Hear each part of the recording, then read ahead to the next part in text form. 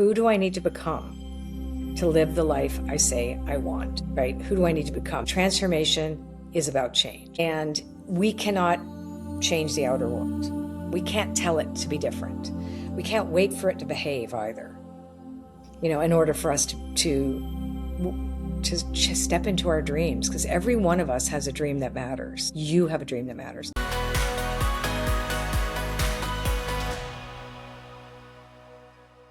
Hello, You-est You family. Oh, goodness. I have been chatting it up with our guest today, who is such a gem. She is a true light worker. You are going to fall in love with Colette Baron-Reid. You might already be in love with her because she has so many beautiful oracle decks and books. She's a spiritual teacher, intuitive, and I feel like, Colette, you're like my new best friend. I know we forgot that we had a podcast, and we were like, wait, aren't we supposed to be doing a podcast? This is what happens when it's really, there's alignment. I thank you for reminding me, because we are here, and I am so excited. I've been really looking forward to this conversation. And I know, our listeners, this community is all over the globe, and we are all about awakening and stepping into our highest potential, the light that we're here to shine, to honor our intuition and to make an impact in this world, to be more loving and kind. And I know what you do is so around this. So I want to tell everyone, just to make sure make sure you stay to the very end. We are going to pull some oracle cards. And by the way, we'll have the links and all in the description. Yay! Yay! We're going to have fun. We're going to have so much fun. Can we just start, I think, a little bit around your origin story for people that don't know you or your background or story well? You can pick it up from wherever you want. What got you into this work?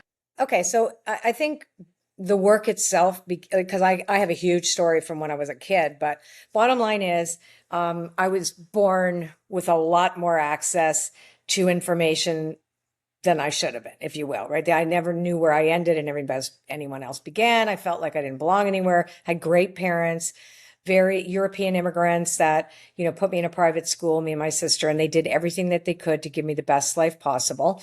But I had this ability. My dad had it too, I found out after he died, because his oldest friends told me that I came by my gift by my father because my mother told him she would divorce him if he ever did it again, when he went into a trance at a cocktail party at their house and told on these people who were having an affair with the other one when he read their Turkish coffee cups for fun.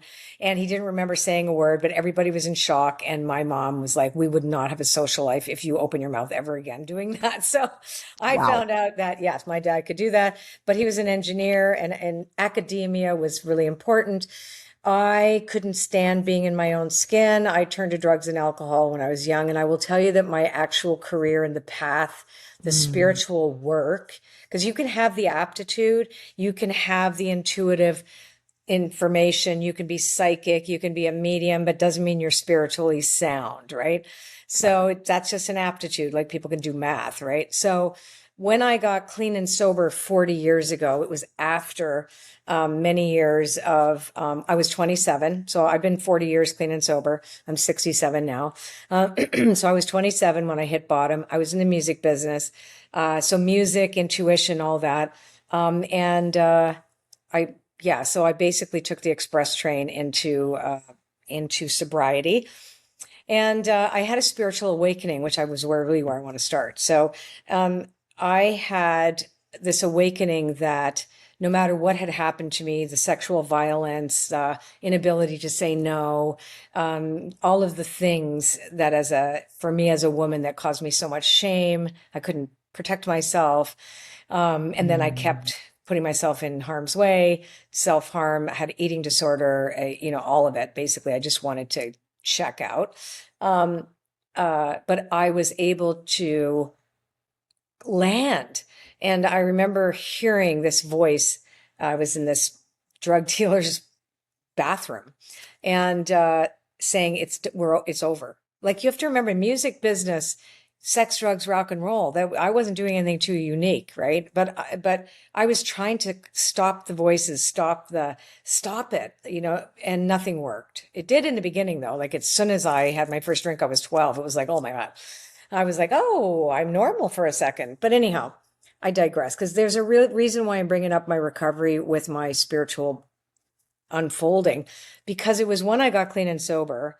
It wasn't about the drugs or the alcohol. It was about landing in my body in such a way where I could have some form of bridge between me and spirit where it could make sense. And so my fascination with divination, et cetera, what started in my teens had, came together, believe it or not, when I went to see a therapist, because even though I was doing a lot of 12-step work, et cetera, I was in therapy. I went to Unity Church. I went to the Tibetans to learn how to meditate. I mean, I went hardcore, and I wanted nothing to do with anything, hearing voices or, anything like that. Go away. I don't want to do that. But I did anyway. It just like man plans and God laughs, right? So I'm like, hey, you over there, this is why we got you sober. You're going to help other people. So I went to this Jungian therapist who took out a deck of tarot cards, which I was reading already at that point for many years, and started to show me my path. So it was the first time that I saw a divination tool used as a navigational system to reflect on my journey as to where I've been, where I am, not as a predictive tool.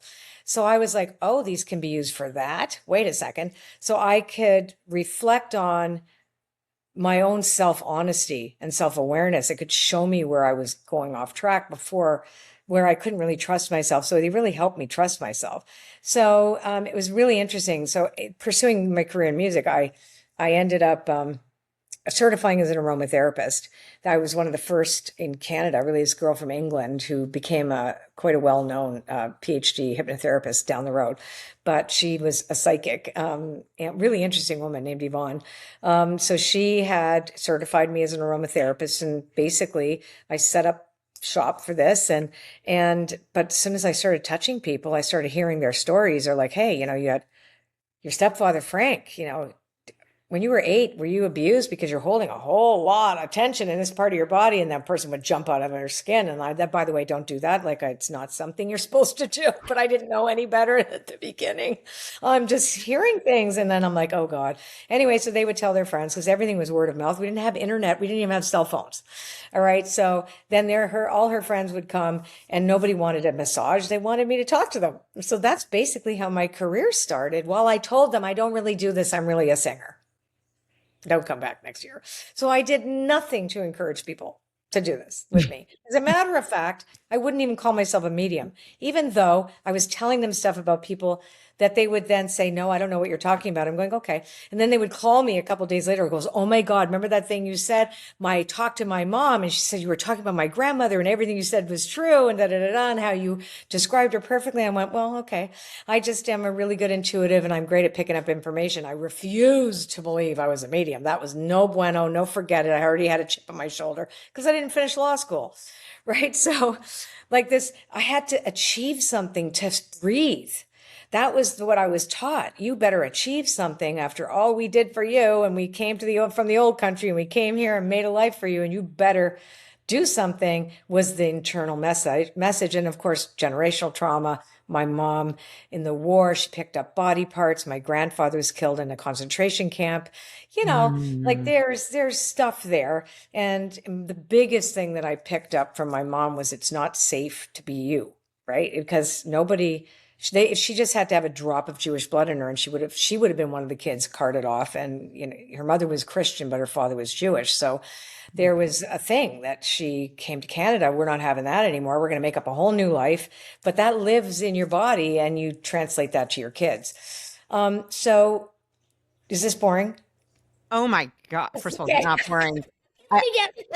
Not at all. I mean, honestly, we'll talk offline. There's so much we actually have in common. I had no idea. And I know everyone listening, like a lot of people in recovery, this whole not safe to be you. I mean, there's so much here. Please keep going. This is I'll keep going. The opposite of boring. No. Okay, it's not boring. Okay, good. Excellent. Because I know I had some media training lately because I can go squirrely and talk about all kinds of million things. And they were like, okay, stick to the point. Right? So we love. Am I going around this? Okay. So you did ask me about how do we get to this? Okay. How do we get to the spiritual path? All right. So I did not try. As a matter of fact, and it was really interesting because I learned about manifestation from Unity Church at the same time. There were all these parallels of the things that I learned. And they were the first people that told me about, they called them treasure maps, which became vision boards, right? So I started putting these art projects together every year about the things that I wanted to manifest, and I would stare at them. But I did something wrong, which is what I teach the opposite of now, which was I never let go the desire. The desire was always the driving force, which meant that scarcity was the driving force, right? Mm. So I learned that the hard way, but I learned it, right? I learned it enough that I knew it well, that I could see how when you are asking for, show me the way, thy will be done through me, right? Thy will be done through me. Use me as thou wilt use me, right? In service to you. Oh, look at all the doors are opening over here. P.S. What about my music career? Hello. This is too easy. And people came the first 6 years I did readings, because in the beginning I made my reputation as a predictive reader and I was really good at it. But but then I changed it because I realized, wait a sec, what if this was better? What if I could see something better? But they're not doing it. Like, I should ask them, like, if you could transform your life and you really want this, but this is what you're getting, would you do that? Because would you actually do the legwork to change, to become the person that has the life you say you want? Would you do that? Yes, 90% of the time. The other part of the time, no, I want that. I'm like, okay, bye. Right? So, and then I changed it less predictive and more prescriptive. And so I kind of split into doing the predictive readings and then having the coaching thing on the other side. So the first 6 years I did readings, I ended up with clients in 29 countries. We did not have cell phones. I remember, and I know because it's so you can't do this, but I used to be really good at doing Indian accents. Okay. So I know it's very verboten. I won't do it. I promise. I will be very good. But I will tell you this. I remember getting a phone call from a man, fuzz, fuzz, fuzz, saying he was calling from Delhi. And I thought he was calling from the deli up the road. He sounded just like the guy that owned the deli up this top of the street. And he wanted to make an appointment. I'm going, well, okay, well, didn't I just see you like 2 hours ago? I go, where are you calling me from? And then he said, from India. And then we, all this stuff. And I hung up the phone afterwards. And he said, oh, I want to invite you. They'll throw rose petals on the ground for you. Whatever. And I'm like, oh my God, I can't actually quit this, can I? And I started bawling after I get off the phone. And I realized that, oh my God, I had somebody who called me from Australia yesterday, and in the afternoon they called me from New Zealand, and then somebody from Ireland had called me, and then now 4 people from India had called. Then I had a whole bunch of people from Japan who came for readings that didn't speak a word of English, and I taped it anyway. And I'm like, you do not speak. Okay, we're doing it anyway. And the person who sent them, their interpreter, called me up and said how accurate it was, and then I ended up with all these people, and who the heck knows how they came there?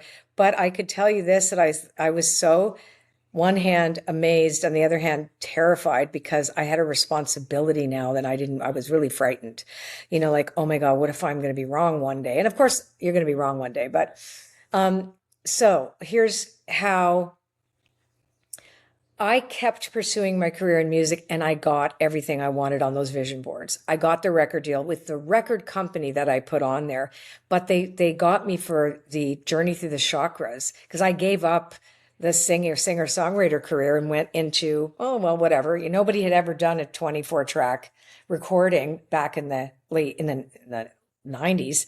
It was new to do any of these chanting things or whatever. It was brand new. And so head of Virgin Records had loved my stuff and had it. And anyway, they signed me. But then the guy from Tori Amos's producer became my producer, and he knew I could sing, and he goes, you're not going to do this chanting thing. We're going to make songs. And so we did, and the rest was history. And I got literally everything I wanted, and I was most miserable on the earth, because nothing that I was getting everything I really wanted. The sense of self-respect and dignity, and that I knew I was helping people, and that I was always in awe and gratitude in this profession. And I never chased the music to be famous. I chased it because I thought it would redeem me somehow, that having that career success and being able to sing my songs of woe, right? I never liked happy music, and would be somehow because I could share those things and therefore, my experience could benefit others. When I found out afterwards, like, yeah, you just tell the truth in these rooms and in these places where, in group therapy or things like that. And somebody could say, I remember being in treatment and somebody saying, I was really going to hurt myself, and you sharing that if you could do it, I could do it. Like that was amazing. So I realized all the things that I said I wanted truly, then I'd say, your will be done through me, came in this weird form where I had a chip on my shoulder, where it was fringe. Way back then, this was fringe. Now it's almost mainstream, right? But then it was very fringe. I remember dating a guy, and really cute guy. And I told him what I did. He goes, "Oh, I don't believe in that." And I'm like, "Okay, so how am I going to date you then?" "Well, I don't care what you do. Like that's like, nah. And I'm like, "Okay, bye. This is not going to work." And then another guy, Jewish guy, said, "Oh no, I mean, I could never bring you home to my parents. They're conservative Jews. Like, forget it. And, it doesn't matter that you had a Holocaust survivor thing going on there. You're too weird. No, but I'll sleep with you." You know what I'm saying? So there was all of this. I actually wrote about it in my first book, Remembering the Future. And it's called Sex and the Single Psychic. It's just kind of like not happening. But Hay House came in 2005. And I wasn't interested in writing a book, to be honest with you. I had no idea what Hay House was, but my husband was the writer. I remember getting a feng shui thing for my house, and she says, "Oh, there's a book deal going to be in this house. This is all about writing and bringing your work to the world." And I'm like, "Oh, cool, Mark."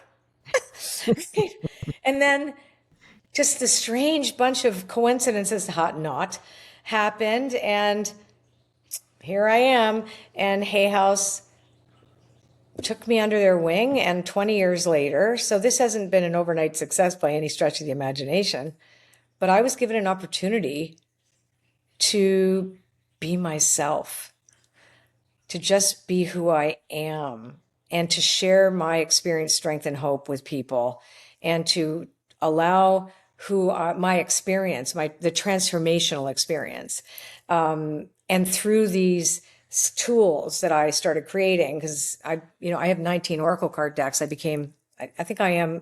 Well, anyway, I was the number one, not anymore. Like, you get to be, Nick, you too was number one every year either, right? So I had my number ones, right? Yeah, the younger ones are up there now. But in general, I mean, I've sold over 2 million. Yeah, I had my gold record already, but from Oracle cards, not singing. So Love it. it's, anyway, you talk. Sorry, over to you. Oh, goodness, Colette. No, in fact, I want to say something that just keeps coming up that I can sense for anyone listening is, and you've mentioned it a few times, right? Like, thy will be done, right? When we ask the divine, we ask God, use me as a vessel, use me to be of service. It's going to come in a way like you try to push this away. You got what you wanted. You pursued the golden crown, right? Of songwriting and singing and all of that. And realized, I thought it was interesting. You said I was miserable, yet this kind of area that definitely was fringe way back. I mean, I am tracking with you. It's starting. I'm 67. So this is that's like 36 years ago. This was very fringe. Hard to believe you're 67, but that's a different conversation. We'll do another episode on what are you doing, but that's a different thing. What'd you say? Don't use soap. It's basically, Don't use soap and do what you love. I have a feeling, it's wearing you. I mean, the light is wearing you. Do what you love. Yeah, do what you love. Go on. Yeah, no, I think it's so fascinating when you follow the breadcrumbs here. Yeah. Just to hear how spirit, the divine, whatever you call it, is using you, pushing, moving you. And it was this really like this thing that's easy and I think this is important for anyone listening who might downplay the gifts, the thing that, you didn't even, I love this. I was the anti-marketing. We had no website. I still am anti-marketing. Hay House has to force me to go on social media.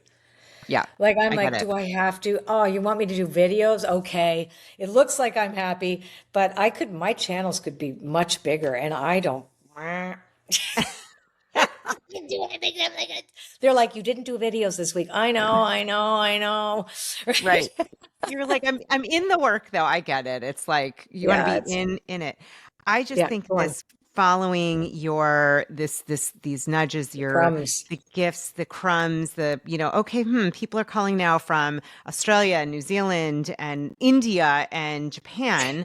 Something's telling me that this might be something to pay attention to. And it's Yeah. important, I think, for all of us to remember that I just believe this fully. When you say, I'm available, please help me to be a channel for your Yeah, service, your make me a light, channel. Yep. then we got to get out of the way. You've gotten out of the way and it's so beautiful. And now, as you said, this is years later and it's important for people to hear it did not happen overnight. It could. This has been a journey, a And journey. it's still a journey. And I'm learning every day. So I don't have it all together. I teach what I have learned and I'm constantly learning. I don't teach what's theoretical. I teach what I know and I've had evidence that it works. That's the only thing that I teach. And as I said, I'm always learning and I'm a work in progress. I'm going to F up sometimes. Right. And, I think what you said when like you have to be curious about the form and it'll challenge you. Like I had a lot of resistance because of my ego and pride because it was not going to be good enough. But I will say this, before my mother died, like my parents died back to back. And I know the reason they led extraordinary lives. They were amazing people, but my dad, not his fault, got involved in a bad business deal and literally lost all our money. And that was a few $1,000,000. And back then, that he made, like, he put us in, like, we were well off, very well off. And they literally lost everything. And the bank took their house. And they survived off selling the antiques that they had collected when everybody else was getting contemporary furniture. They were collecting Louis XIV's handmade desks and stuff like that. So they were able to survive, but my father couldn't survive. He was much older. He was like 20 years older than my mother. And my mother had given up her medical career, everything to raise the kids. And and had that fear she never let the fear go of the war, right? And the Holocaust, et cetera, right? Because I didn't even know how to drop a Jewish blood in me until I was 25. We were Anglican because that was what Yeah. we did. They're the Wasps. And our last name was changed. So we just like, okay. So I think for our listeners, right, to trust that, first of all, each one of us has a really extraordinary story and you will be challenged. Like when you are called, it's going to keep calling you. And it may be something that the form of it is foreign to you because it's an unknown, but you're asked to step into the unknown. And in the hero's journey, they'll say that refusal of the call, right? So I was always refusing the call. But when you do it, when you actually say yes, extraordinary things happen. And you will do a dance. You will go into spiritual narcolepsy once in a while, like as you peel away the next layer of gunk, and every day you get a new beginning. Every day you get a new opportunity to be present, to, have a co-creative relationship with a higher power. I choose to call that power God. It's easy, but I don't believe in a white guy in the sky at all, nor am I religious. But I believe in consciousness with a big capital C, that the universe is conscious. There is and I don't understand it 100%. Like, I don't know where the dead people are when I do mediumship. They're just there, right? Like, I know all these mediums. Oh, it's like this, it's like that. I'm going, really? I've been asking. This is just like, it's okay to say we don't know, right? Like, it just is. So I've stopped trying to figure everything out intellectually and I stopped being afraid of not belonging, right? Like my parents created this extraordinary life for us so we could belong because they believed that money, power, prestige, a higher level of social standing would protect us. And it didn't. Right? It actually didn't. It didn't stop me from being an alcoholic and a drug addict. It didn't stop me from being gang raped. It didn't stop me from having any of those experiences. It didn't stop any of the things. But what it did do was afterwards was make me realize, I forgot I was going to tell you the story about my mom who, I was like, when they asked, and when at my father's funeral, what do you do, Colette? I was about to open my mouth, and my mother jumped in front of me physically and said, she's in marketing. Wow. Which is Like she was ironic because you she hate was it. not going to say I'm in the music thing or I'm doing So here's what happened, or readings or whatever. She was like, oh no, oh no, oh no, oh no. But she was like that because she was Fear. afraid that somebody would hurt me.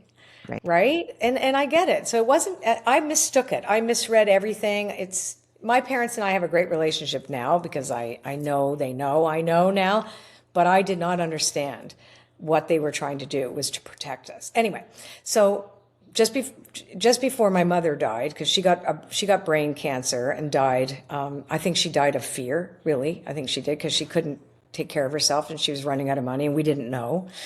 So when she died, we found out she would have been out on the street in like 6 months. She didn't have any cash, right? So it was very shocking. However, so she worked in this dress shop and a woman went in, and my mother loved going to psychics. She loved it, right? Loved it. Our nanny, Mrs. Kelly, like who's told my mother that I had the gift of sight, was a psychic, right? She would come over, but that was not going to be me, but she loved it. So a lady went into the dress shop and said to her, oh my God, I had this reading from this woman. Unbelievable. You have to talk to her.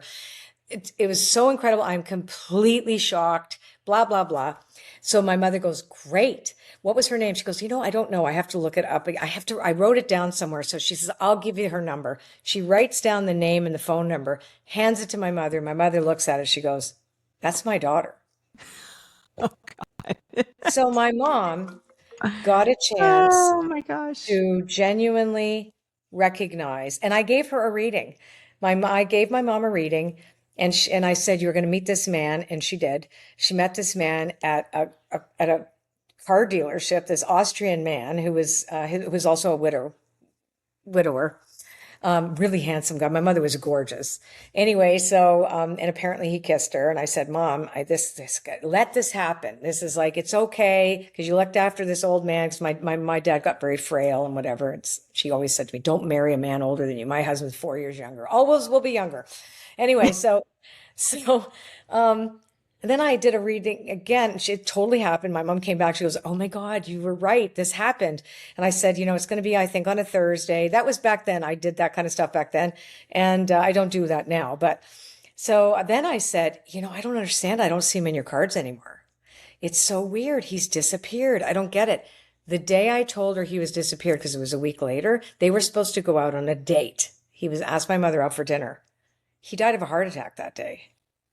Wow. Yeah, so it was just crazy. And then she ended up, and she died. And she ended up getting brain cancer and dying. But the fact that my mother knew that I was the real deal, and that there was something like I have to say, she saw that in me before she died. And I was so incredibly grateful. So because I wanted my parents' approval, I wanted to belong. That was why my parents did what they did, changing our names so we could belong. My mom's cake, they wouldn't eat her cake because it wasn't Canadian enough. And people told us in the school, the teachers, well, you're not really Canadian. And my dad had a really heavy accent. He was Serbian, and my mother was German, heavy accent.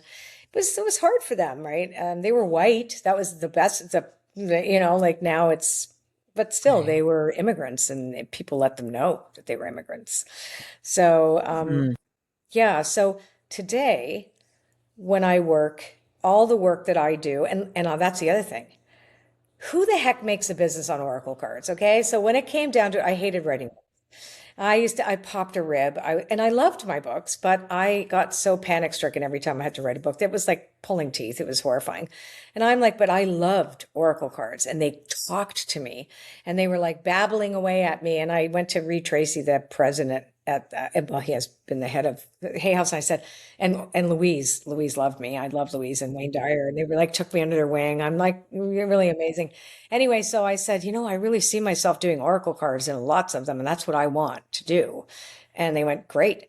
And, but I opened up, and it was gifted to me here. Like I was a translator. Like I didn't generate those things. I translate it on behalf of spirit. So I feel like, woo. And I learned a lot from that too. And then I grew an entire concept because I'm like, Oracle cards really should be used as a navigational tool for personal transformation. I'm going to start a school. And I did. And Oracle School is 10 years old now. And then I started the Spirit of Your Business. And then I have, I've been an artist too. So I went back to my art, now the art of manifesting. But everything that I do has the same foundational question. Who do I need to become to live the life I say I want? Right? Who do I need to become? Because transformation is about change. And we cannot change the outer world. We can't tell it to be different. We can't wait for it to behave either. In order for us to step into our dreams, because every one of us has a dream that matters. You have a dream that matters. I mean, come on. And also synchronicity. You didn't wake up to say, I'm going to be a podcast host. You just wanted to serve, and look at you. It just right? Definitely was not, I remember hearing, and I this is a whole other story, but I remember I had my business a couple years. I was at these events meeting these amazing people. And I was like, oh my God, I've got to share these conversations. This is just not fair that only I'm hearing this. Like, I've got to share what I'm hearing. And a month or two later, I woke up, and it usually is right when I wake up, and I heard you're going to start a podcast now. This is like, 8 years ago. Before it was. Yeah, I know you've been around a while. It's been around a while. It's still growing massively, and it's, to me, like what you're saying, it's not even me. I mean, I feel like I'm here with you. It's really like, and the way I find people, I love you. I've loved your cards for a long time. And it really comes from love. Every time I'm like, I love her. And then I get an email. Look at that. Yeah. But it's funny so this was the first time I had my own publicist, right? So Hay House gave me this for my, they also run my brand now. So for this particular book, because it's different, it's unique, it's special. I really think it is special. And so I said, like, I really want to do this. And so anyway, Beth Grossman, who's amazing. Oh, I love that. That's how I got to you. And she's like magical. So I of course look up the podcast, and I fell in love with you. I could listen to you for hours and hours and hours and hours. Like, I'm like, oh, I want to be her friend. Oh, that's so sweet. You have a way of just being present, and also you share yourself, right? It's a conversation. It's not like a talking head. It's so great. Because you're in this journey too, right? It's like the sisters. Right? Like, I'm like going, oh yeah, she's my sister. We're sisters. There's so much more in common. We will get into that. I thank you. I'm so grateful, blushing a little. And I think, for all of us, it's like, just drop into your heart and be with someone fully, and you'll be guided. And tell us about the new book. And you have so many things you teach about intuition, about everyone being able to access the realms that are unseen. Maybe, I know we can't do all of it. I goes feel together. Can you? Yeah. Okay. So I'm going to just hand it. Together. It all goes together. So let's first start with, because the book is also opens you up to your intuition too, right? So it has to. Otherwise, why would I write it? Right? Exactly. Because intuition is our way of tuning into divine will so that we can co-create a reality. That's what it's for. Like, intuition isn't just like, oh, be intuitive. Like, what for are we intuitive, right? Like, it's to listen to the higher voice. Well, why do we do that? So that we can create a world that we want to live in, that we can be proud of, that we feel good about, that we, and do no harm is another one of those kind of things. It's like, okay, well, we're all wounded. How do we get to the healing? How can we have a little bit more of a sense of humor? How do we allow our ego to ease God's order instead of edge God out? All of these kind of things. And when Amen to that. Amen. Right? To that. Yeah. Yeah. Because we're going to do both. Right. So I think, like, and I think it's because I got a second chance, because I would have killed myself. I'll be honest. I was on the path I was doing a lot of cocaine. I was with the music industry people that I was with. Like I should have died of an overdose when I think about it. Mm. And I didn't even do as much as my friends and the people I was with. I just couldn't handle anything. So I'm really grateful that it ended when it did when I was still young. But, I believe I got a second chance. And as a result of my second chance, I feel there's grace, right? So I have to have the courage to give back to life this second chance that I got. So for me, staying on this path is for me more like life and death than it is for me like, oh, I want to be a good person. No, I want to be a live person and I want to feel comfortable in my skin. And, and I will say too, I think podcasts like yours, because it's so conversational, I think we're all a bit lonely. Even though we're more connected than ever through social media and all that stuff, I think it makes us more and more lonely because Yeah. there's less and less truth. And so where is that real talk and real humility and just real connection? And I think too, when I listen to your podcast, and I just put it on and I had my headphones on, I went for a walk and I'm like going, yeah, it's like, I feel like I'm listening to really good conversations with friends and not Mm. small talk and talk that's meaningful. And I think we need that. And you're not trying to sell anything. Like and that's what I like too. It's like just share what you learned. And that's what I'm trying to do with this new book. So take the intuitive piece and say, okay, well, what do we do that? Why did I ever what is intuition for? Intuition is for navigation in a world that is chaotic and we can be like the little fish in between things and flow with the way spirit wants us to go in spite of what goes on external to us, which is collective, right? And I wrote the book, which I will show you in case people watch video. I Yes. don't. Show it. Yes. Here it is. The Art of Manifesting. It looks backwards on the thing, but hopefully it's not. No, it looks beautiful. And I love the graphic. Beautiful. Yeah, it's so cool. So I used to make a living as an artist in the 80s. I used to paint on people's clothes. When I first got sober, I literally made a living doing that. And I was wearing a jacket that I had made and painted and shredded. It looked like Mad Max from Thunderdome, which was then at the time came out. And some guy said to me, "Oh my God, my wife wants to know where you got that jacket." And I had a band called ISIS for the Goddess, very bad name now. But anyway, it was an all-girl band. And we were sitting there and I'm like, "Oh, I'm a designer." And they're looking at me like, "You're not a designer." I'm like, "Shh." I said, "I made it." He goes, "Really? I said, "I sell this." And they said, "You do?" And I said, "Really? How much Now is I it? do. How much is it?" And I just said, $550 US. Now that's back in the 80s. That's like saying Wow. $1,000 today. And Yeah, he more peeled like the money. He goes, 5,000. "Can I buy it now? Can my wife have it?" And so I walked over to the table. She tried it on. It looked better on her than on me anyway. And he Wow. gave me the cash. And I came back to the table. I said, "I guess I have a way to make a living now besides the band," because we weren't making any money. Wow. And I was scared. I was like, "Oh my God, what do I do?" So anyhow, so for 2 years, I painted and drew on people's denim jackets and leather jackets. And I studied them and I did all this weird lace and like prints, like stuff like, that kind of stuff. Madonna. Yeah. So Madonna, cool. exactly. Because I used to take Totally. bustiers from Salvation Army and I would completely restructure them and sell them. Like So they were cool. really cool. Yeah, like Madonna. Anyhow, so why am I saying this? Yes. So during the pandemic, so I have anxiety and I get very overwhelmed when I have empathy overload. So I have to always monitor how much energy I've taken on, and I'm very mindful of that for my mental health, right? So I have to drink a lot of water, I have to get enough sleep, and I have to be very careful with my energy. And during the pandemic, I really burnt myself out. And I Mm. and I also have, I always say, codependent rising. I have Libra rising, which makes me the biggest people pleaser. I just want everybody to be happy, right?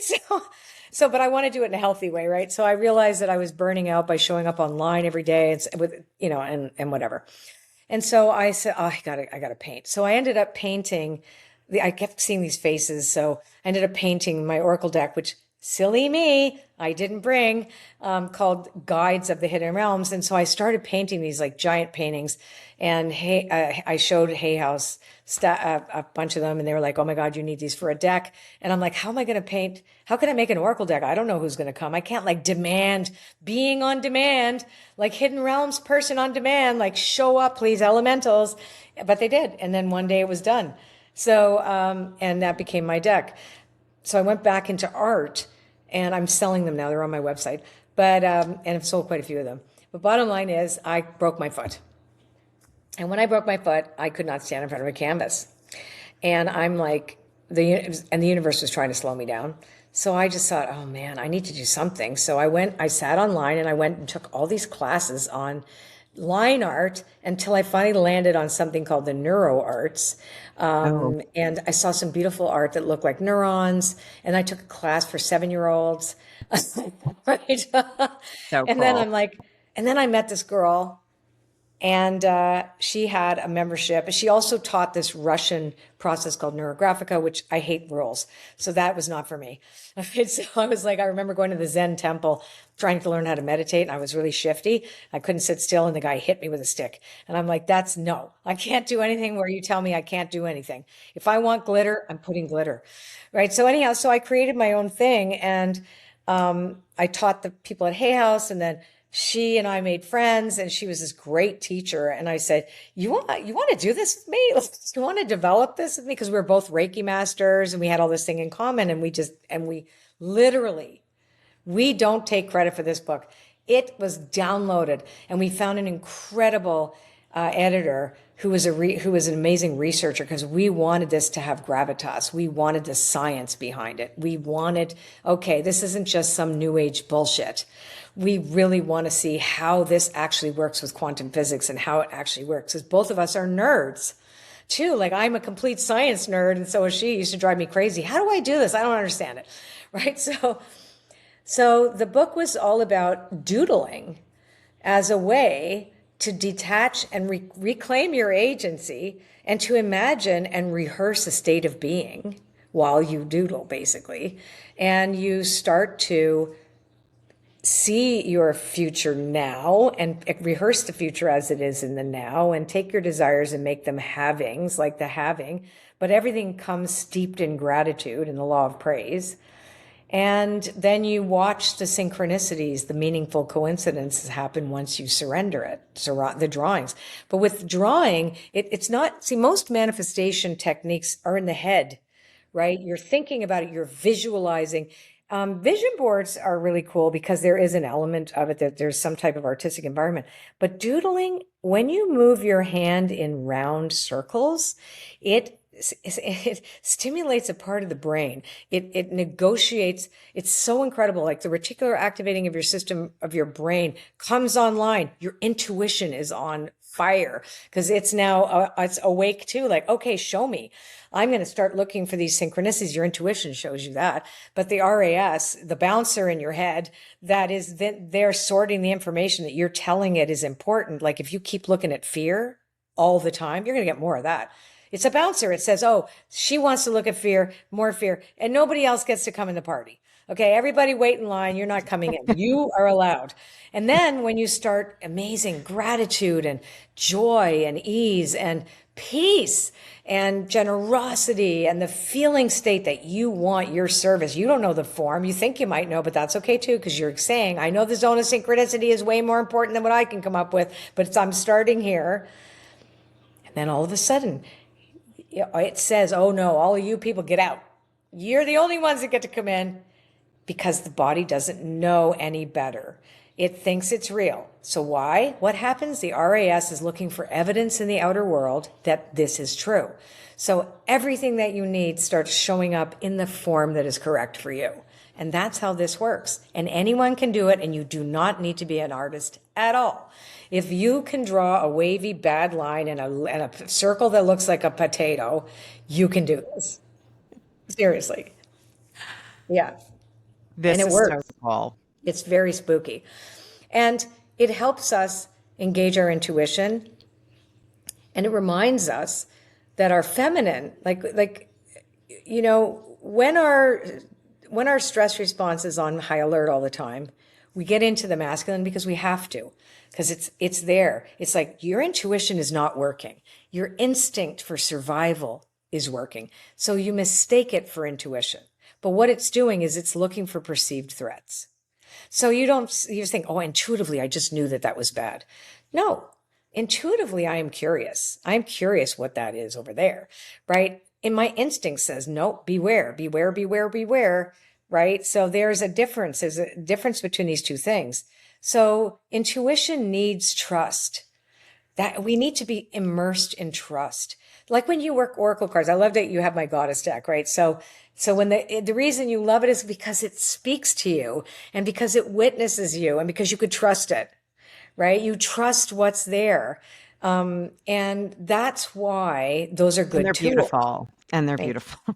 My artist was amazing. Jenna is such a great artist. They're gorgeous. Yeah, they are pretty. I'm really proud of that deck.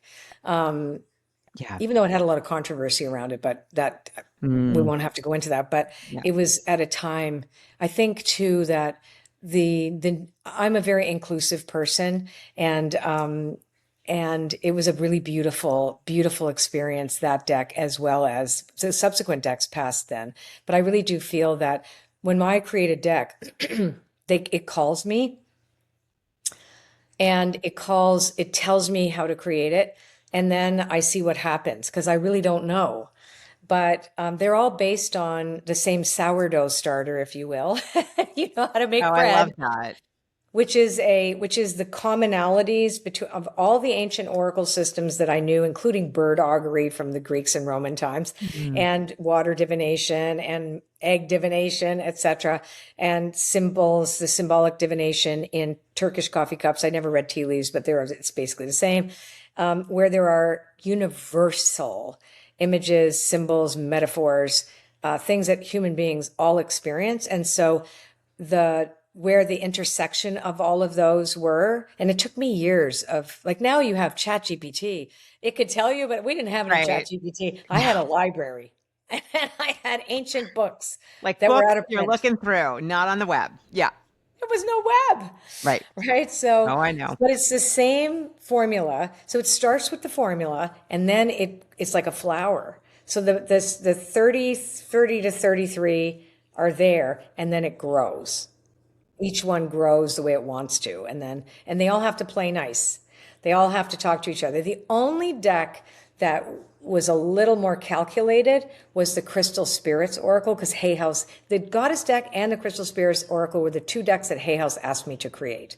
And I actually said no to the Goddess deck first, and then I had an amazing download that this would be really good and important for me, and I did a lot of academic research around it as well too. But the Crystal Spirits deck, because I'm a crystal bunny. I have crystals everywhere, right?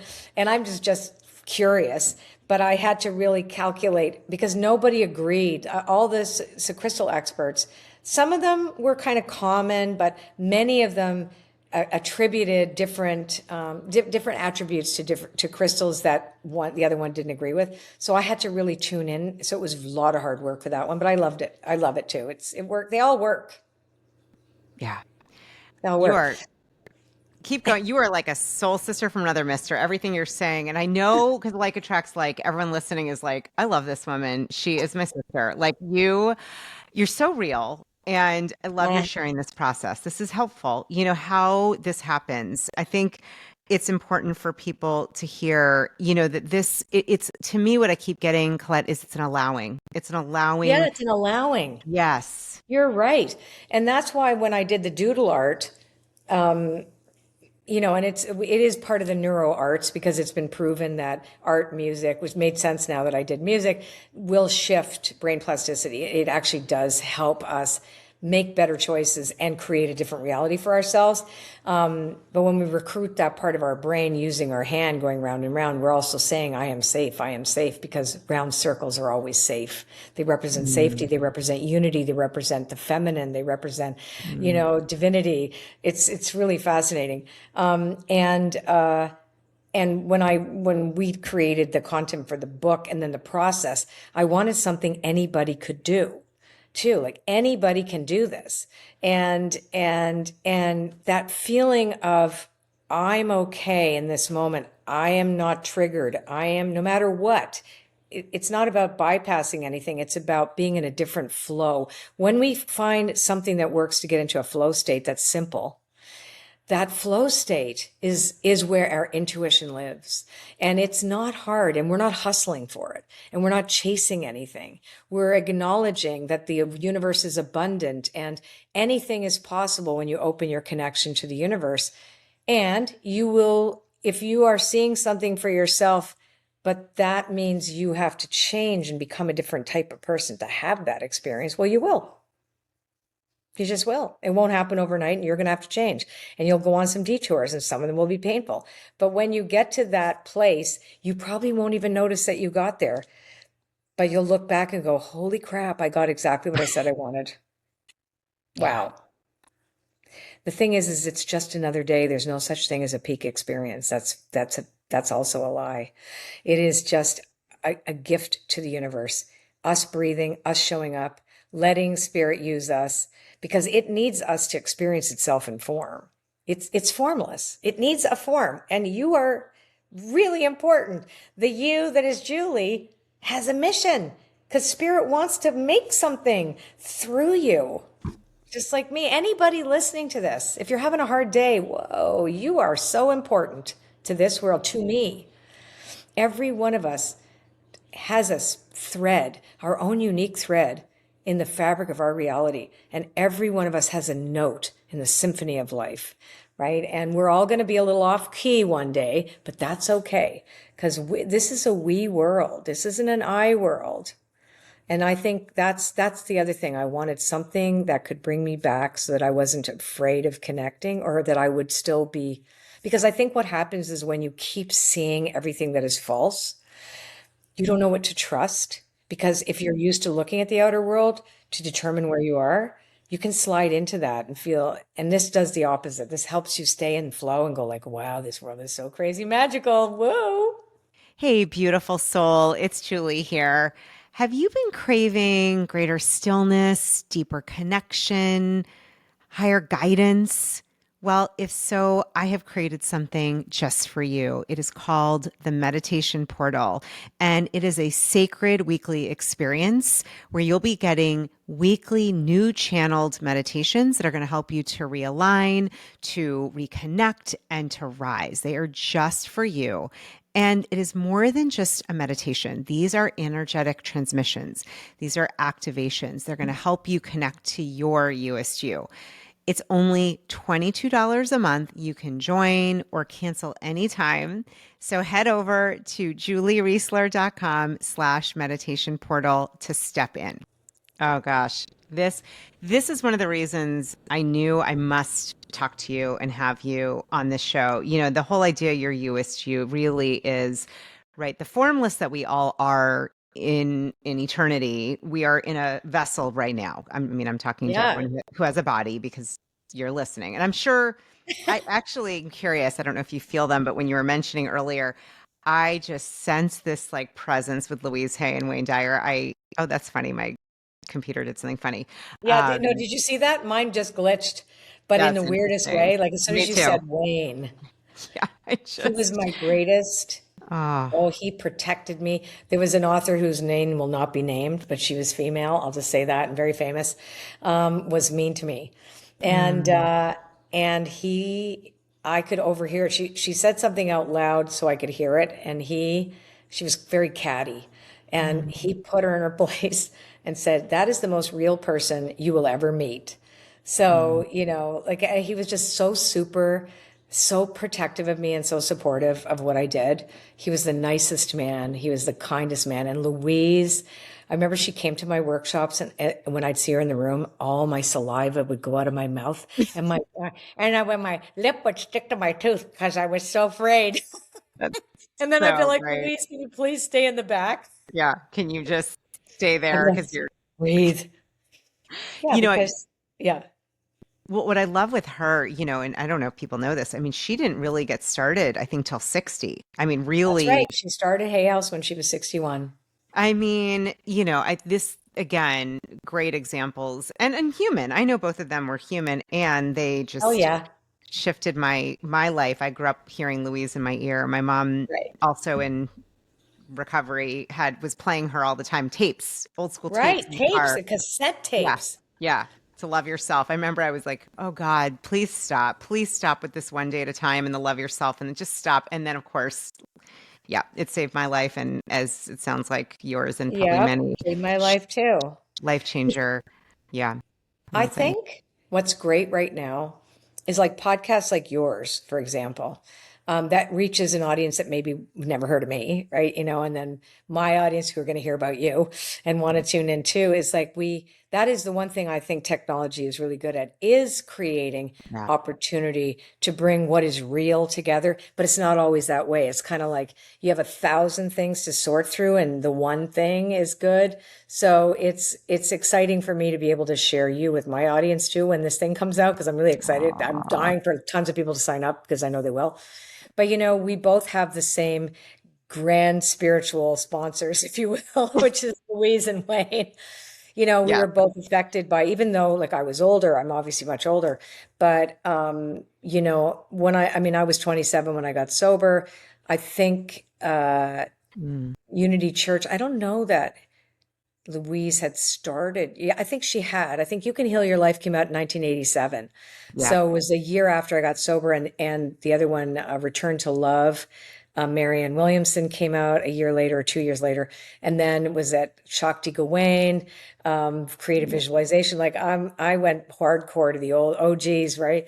And that just that walked me through life, and I'm grateful and very humbled that I get to do it. This weird business of mine. So I beautiful. get to wake up in the morning and doodle. Oh, you know what else? When are people going to hear this? Do we know? Yes, this is so anyone tuning in, we're about to get into the new year, but not yet. And I thought that would be perfect timing. We could actually, I wonder if we could do a little example of the doodling with people Oh, maybe now. we'd have to now. Okay. Or I should bring you Yes. back and we could also do, if we can't do You it know what? now, we could do Yeah, it live. let's do it. If this is before the new year, because no, January 6th, would this be before January 6th? Like, Yes. guys, obviously we are pre-recording this, okay? Yes. Let's Yeah, yeah, be yeah, yeah. honest. We are pre-recording. Yeah. Yeah. So Yes. January 6th, I have the Vision Board Challenge where I teach people how to draw with this technique, right? Oh, So perfect. everybody's, because it's part of the art of manifesting, right? So, We'll share. but I will tell you because, yeah, so if you want to learn this, come. Beautiful. We'll have the It's a link. free event. And then we're having another one after, but it is the easiest thing to do. And I'm going to show you how to actually really engage with the doodle hand and not worry about what it looks like and put your mark like our ancient ancestors did, where they asked for a beautiful hunt and they would place that mark on a rock and then they would go out trusting that the universe would provide, that the spirit of nature would give them their food, right? And we're doing the same thing, only a little bit more. We live in a different world, but we're doing this primitive thing where because remember, before we had spoken language, people drew pictures with each other like this, right? And then words came later. So this is the earliest language of humanity is making marks. And so I'll teach you how to make those marks and how to rehearse through gratitude the outpicturing of the thing that is meant for you, because it will be. It This really is so will. cool. So cool, Yeah. Colette. We're gonna have all of these links. Can I show you? I've never done this before. I want to show you Yeah. You something. want to And for those who are watching on YouTube, okay, I've never shown this. let So me this is see. really fascinating. I have a whiteboard and most people, I am not linear either, like you. And I was like, I don't know how to write my like heart's dreams and goals in the world and the service and business. Yep. So what came through to me, this was last year, I turned 50 and I said, okay, I just heard you got to draw it. You're going to draw it. And I want to Yeah. show this to you. And now I have to Yeah, say please these do it. doodles, this is what has been since I said yes to this path 11 years ago. This is real deal stuff. It is so cool. I'm definitely going to come to your lesson and masterclass, but I'm going to show you. All right, this is going to be very non perfectly done, but I'm going to show Nothing is everybody supposed to be perfect. Oh how wow. Oh my God. Oh my God. So that's my vision. I draw, I do eyes. Oh my God, you will totally love this. This is so exactly you. Oh, too funny. That's exactly it. You put your mark, you draw Yeah, the symbol. That's way more effective than words. that's exactly. More effective than words. I just had a. That's, I mean, it's fantastic.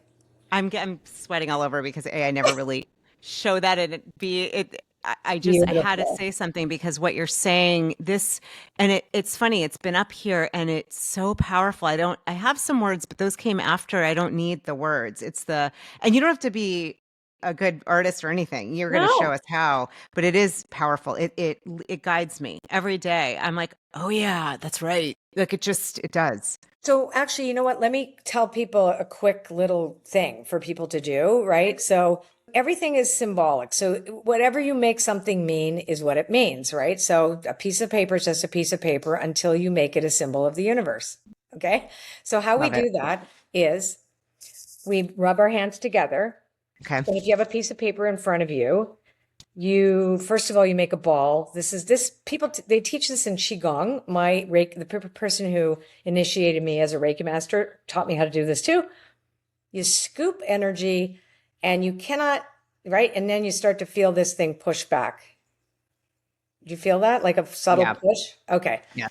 So now you're feeling energy, right? You can't unfeel this, right? So you know that there's something here. And what we're going to do is this energy is going to initiate your paper. So you're going to hover your hands about an inch above your piece of paper. And you're going to say, as I place this energy on this paper, the paper now represents, it is a symbol of the field of potential, the conscious universe. So this piece of paper now represents a whole universe. Now, when you've done that, you'll feel a temperature difference, and you'll start to notice that the paper looks a bit weird. Like you're gonna go, ooh, that's kind of like it does something strange. Did I really see that? I don't know, right? That's what will happen. Then you place a dot in the center of the paper. Hang on, I didn't know we were We're gonna going to do. do this with you. We're doing Yeah, it. We're yeah. doing Hang this on a a lot. second. So fun. Okay, so I wasn't planning on doing this today, but we're going to do it. We're Okay, doing so it. I'm doing it. I'm gonna, so I'm going to do this. Okay, so now, but we make it sacred. Like this paper represents the universe. My intention is this dot. All we're doing right now is your intention is to be grateful. Now, Mm. not to be grateful for anything specific that you have, but the experience of gratitude. Every one of us has a sense memory of that. Mm. If you've ever had a baby, the first time you set eyes on your baby and you're in awe, like that came out of you, oh my God. Yeah, you're like, oh wow. You look at you lock eyes with this baby. That's the feeling I'm talking about. I get that when I've rescued a dog, right? So when I've taken in a little dog and I look at them, I'm like, oh my God, I know this is it. Oh boy, here we go. And I have this feeling of complete and absolute awe because I couldn't have made this happen. This is a total synchronicity, this being that I have in front of me. Now, yours might be that you had your first job, that you got out of the house and you left a traumatic situation. You feel free. That could be yours. Everybody has one experience. So I don't want you to think about the baby or the dog or the thing. I want you to feel the feeling state. Remember how that feels. So the body's going to remember that. So you're just like, wow, oh boy, I remember this. And then what you do is you draw a big circle. I'm going to show you what it looks like. So you put the intention is a dot that's like this. This is what it's going to look like. Okay. Now, I skipped a step because I wasn't planning on doing this and I have a meeting that I have to go to. So you're going to notice, you stare at that dot, you're going to notice that there's kind of a light around the dot after you stare at it long enough. Right? Mm. And so you're going, wow, okay, so I see this, then there's a circle around it. And that circle is basically kind of your life now. So you want to take wavy lines, which represents what you're broadcasting, this gratitude that you're broadcasting to the universe. And I would do 8 of them to make it simple. Just count 8. And it looks like this. Okay. So right? Now I want you to imagine stepping through that big circle. That, right? That you've now stepped into infinite potential. That your smaller world is in here, but this is also a portal. So in front of the portal is limitation. Through the portal, wow, look at that. So basically what you do, and I am literally having to go, is keep drawing circles, circles, more circles, more circles. If you really want to know how to do this, go to colettebaronreid.com/book, because there is a teaching video on there, lots of free stuff. But you just have to pick up a copy and go there.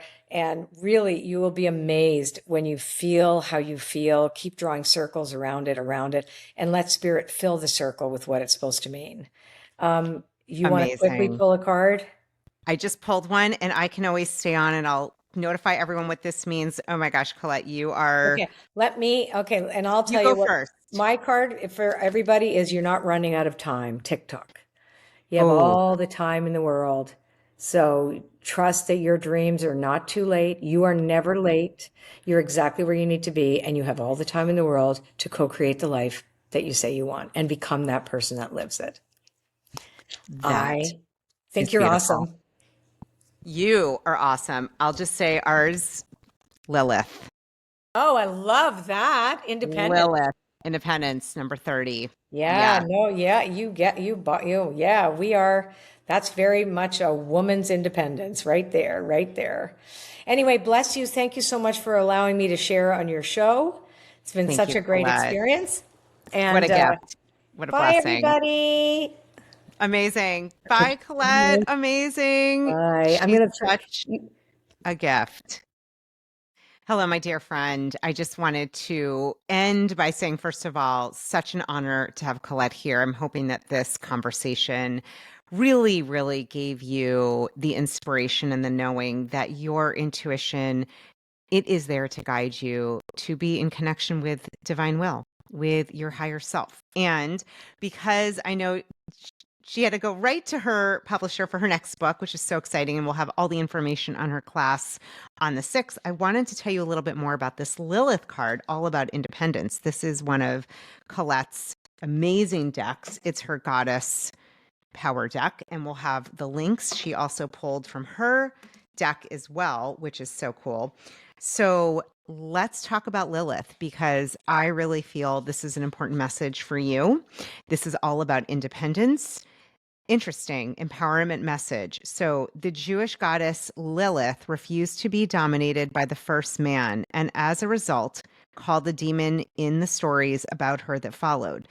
These inaccurate and damaging stories are so old and repeated so often that no one recognizes how pervasive the implications are. From another perspective, Lilith offers this lesson: no one can prevent you from fully blooming, from learning all you can, from evolving and choosing freedom. Only your conditioned thinking can do that. Be proud, be accountable, claim your power, and hold it wisely. So I just wanted to share that because it's a reminder. This goddess, she is showing us and sharing about having healthy self-worth and self-respect, refusing to let your old stories keep you down, remembering that you are an independent being with free will, and may you use your free will in a way that is in alignment with your higher self, your intuition. And I really believe this conversation with Colette will give you and has given you so many tools. And we will have links to her new book, The Art of Manifesting, her cards, and all of her info, and the free class coming up on the 6th. And I just want to say thank you for being here, for being willing to show up, to connect in, to be part of this awakening process, to really, in a time that can feel very confusing and a lot of polarity, to stay in that place of your peaceful center in your heart, in the inner peace that's you, in the divine that is you, your You-est You. So I want to say thank you from my heart to yours. It is a gift to be here with you, and I hope to see you next week soon for our next You-est You episode, and hoping and praying that this conversation really lit something in your heart as it did for me. All right. Mwah. Love and light to you always.